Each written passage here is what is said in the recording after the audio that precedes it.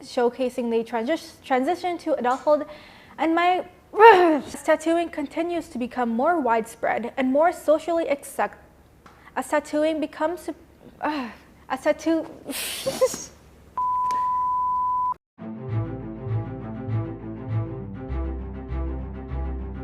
Hi everyone, my name is Vishwa and you are watching Facts No Printer, a show where we talk about all things about fun facts about the world and beyond. Living in the West, we often think of tattoos as rebellious in nature or a Western concept. But did you know that around the world in so many cultures, tattoos have a very rich and deep history? For thousands of years, tattooing has been practiced in various cultures for many reasons, including cultural, religious, beauty, or just for personal significance. In this episode, we will learn about some of these cultures and their tattooing practices. First, we'll start off with the Maori of present-day New Zealand. The Maori people of New Zealand have a traditional tattooing practice called tamoko. Tamoko has a very deep cultural and spiritual significance, as the intricate designs of these markings hold various meanings like social status, ancestry, or their affiliations with tribes. It also shows their connection to nature and their genealogy. There are different designs for men and women, and there are usually rituals or ceremonies attached with receiving tamoko. The designs are unique to the person receiving them, and usually are applied to the face, although they can also be applied to other parts of the body as well. Next is India.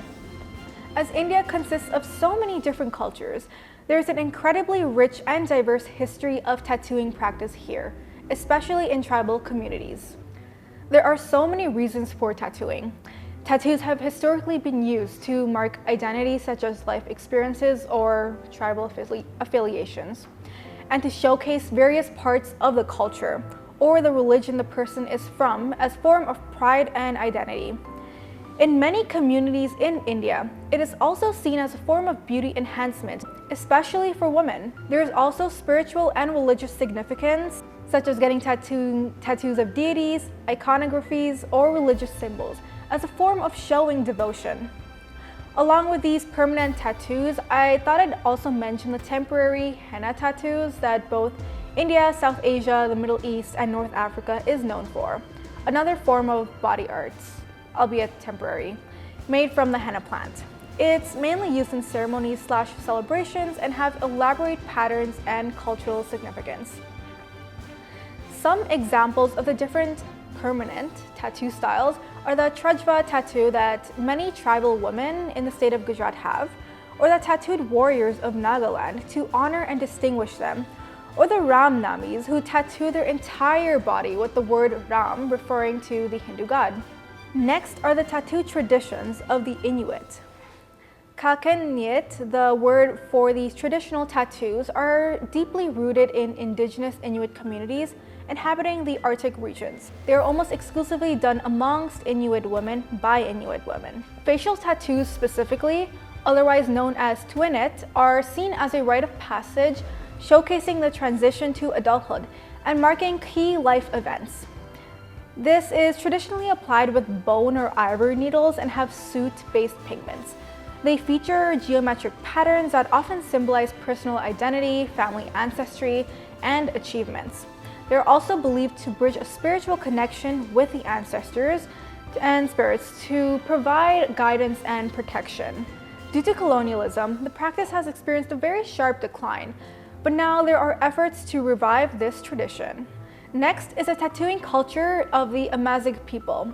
Amongst the indigenous Berber people of Saharan Africa, such as Morocco, Algeria, Libya, are the tattooing traditions laden with symbolic and cultural significance, with geometric and abstract patterns.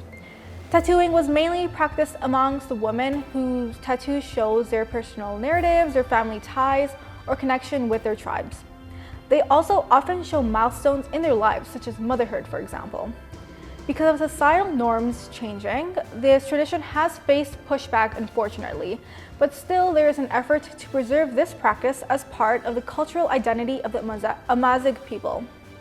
As tattooing continues to become more widespread and more socially acceptable in the Western society specifically, it is important to recognize that different forms of tattooing has existed and been celebrated throughout the world for thousands of years.